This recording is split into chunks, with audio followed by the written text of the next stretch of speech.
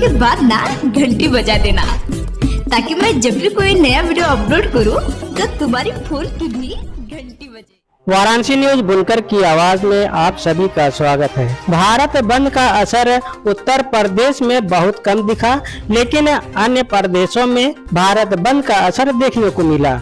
आपको बता दें कि और जगहों पर जिला मुख्यालय पर आवश्यक सेवाओं को छोड़कर सभी दुकानें बंद रहीं। SC/AC संगठनों से जुड़े पदाधिकारी शहर में निकले और दुकानें बंद करने की अपील की। इसके बाद दुकानें बंद की गई।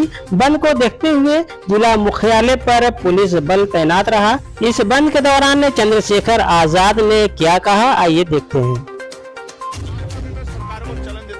याद रखना, मैं सरकार का विरोधी तो हूँ। जब तक सरकार जिम्मेदारी से कोई काम नहीं करेगी, हम सरकार की नीयत पे शक करते हैं, हम सरकार का भरोसा नहीं करेंगे। चंद्रशेखर, आप यहाँ क्यों आए? मैं यहाँ जिस समाज ने सड़कों पे उतर के इस केंद्र की सरकार को और सुप्रीम कोर्ट में बैठे जजों को ये बताने का काम किया है कि समय बदल गया है, अब अगर हमारे अधिकारों पे कहीं से भी हमला होगा तो हम लोग चुप बैठने वाले नहीं है।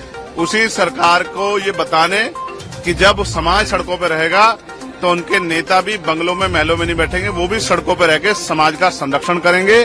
जिस तरह से पूरे देश में भीम आर्मी आजाद समाज पार्टी के लोग जिला मुख्यालयों पे सड़कों पे उतर के संवैधानिक तरीके से अपना ज्ञापन दे रहे हैं, अपनी बात रख रहे हैं, बंद को सफल बना रहे हैं, ऐसे ही कार्यकर्ता के तौर पे हम दिल्ली में अपनी ड्यूटी अदा कर रहे हैं। हम दिल्ली के जंतर मंतर पे पिछले कई घंटों से अपने आंदोलन को मजबूत कर रहे हैं और ये संदेश दे रहे हैं, सारी चीजों पर नजर भी रख रहे हैं कि हम इस आंदोलन से पीछे हटने वाले अब नहीं।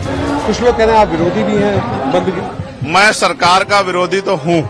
मैं आपको बताना चाहता हूँ कि सबसे पहले पार्लियामेंट में मैंने इसका ललकार कर विरोध किया और सरकार को चैलेंज किया कि सरकार अब आंखें खोल ले, अब वो दिन नहीं रहे 2 अप्रैल 2018 दोहराने का मौका न दे। और फिर सरकार ने अपनी बात रखते हुए कहा कि हम इसको नहीं कर रहे हैं, उसको नहीं कर रहे हैं, लेकिन जब तक सरकार जिम्मेदारी से कोई काम नहीं करेगी, हम सरकार की नीयत पे शक करते हैं, हम सरकार का भरोसा नहीं करेंगे। क्योंकि हमने देखा है आरक्षण पे सिर्फ ये हमला नहीं, निजीकरण के द्वारा, लेटरल एंट्री के द्वारा, जैसा अभी आपने 45 का कर दिया था वो तो हमने जबरदस्त आवाज उठाई तो आपको वापस लेना पड़ा। फिर ठेकेदारी के जरिए, संविदा के जरिए, आउटसोर्सिंग के जरिए जिस तरह से आपने सरकारी नौकरियों को खत्म करके आरक्षण की धज्जियां उड़ाने का काम किया, ये किससे छिपावा नहीं है। और जिस तरह से आपकी सरकारें निजीकरण को बढ़ावा दे रही हैं, पूंजीपतियों को बढ़ावा दे रही हैं, कॉर्पोरेट सेक्टर को बढ़ावा दे रही हैं, सरकारी स्कूलों को बंद कर रही हैं, नौकरियों को खत्म करें, 69 शिक्षक भर्ती में जिस तरह आपने घोटाले किए और फिर तमाम तरह से आपकी लंबे समय से नीति, आपकी आइडियोलॉजी हमने देखी। हम इस सरकार के ऊपर, इनकी नीतियों पर भरोसा नहीं करते, इसलिए हमें इस सरकार की नीयत पे खोट है।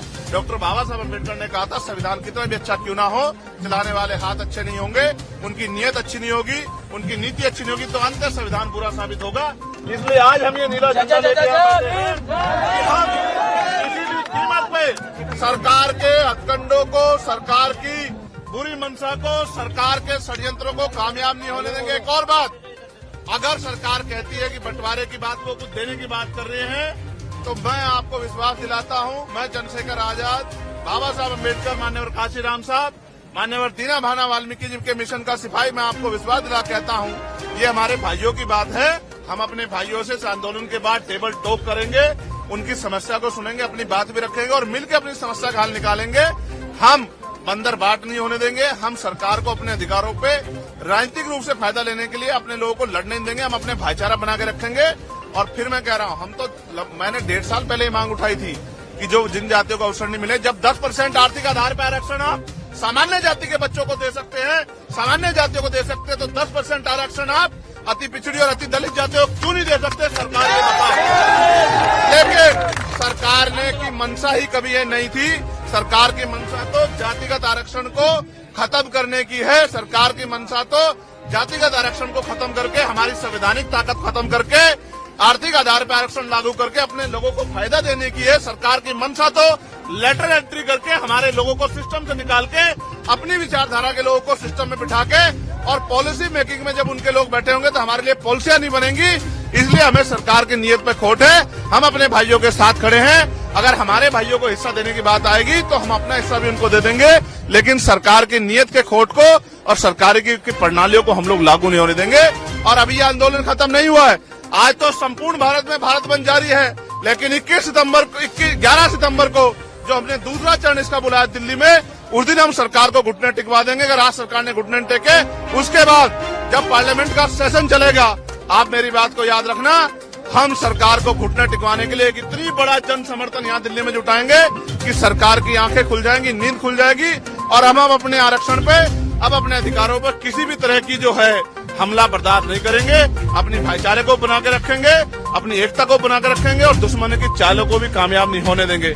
मैंने सरकारों को ये भी कहा है, जिस तरह लाठियां बिहार में हमारे लोगों पे मार रहे हो, हमारे लोगों को पीटने के चक्कर में एसडीएम को ही पुलिस ने पीट दिया, ये जो लाठी मारने की प्रथा है, इसका भी सूद समेत हम लोग जवाब देंगे आने वाले कल में। और आपकी लाठियों का जवाब जो है हम लोग अपने तरीके से, संवैधानिक तरीके से देंगे। और मैं चैलेंज करके कहता हूं, आज इस आंदोलन में जिस सरकार के नेतृत्व में हमारे लोगों की पीठ पर लाठियां पड़ेगी, उस सरकार की कुर्सी को पलटने का काम, तख्ता पलट करने का काम भी हम आने वाले कल में करेंगे। इस बात का भी मैं सरकार को चैलेंज देता हूँ, मेरी बात को याद रखना। 2000 इलेक्शन में अभी पार्लियामेंट में जो इलेक्शन हुआ है, उसमें जो लोग संविधान की कॉपी लेके घूम रहे थे, आरक्षण और संविधान को बोल रहे थे कि आरक्षण खत्म कर दिया जाएगा, आज वो कहाँ दिखाई दे?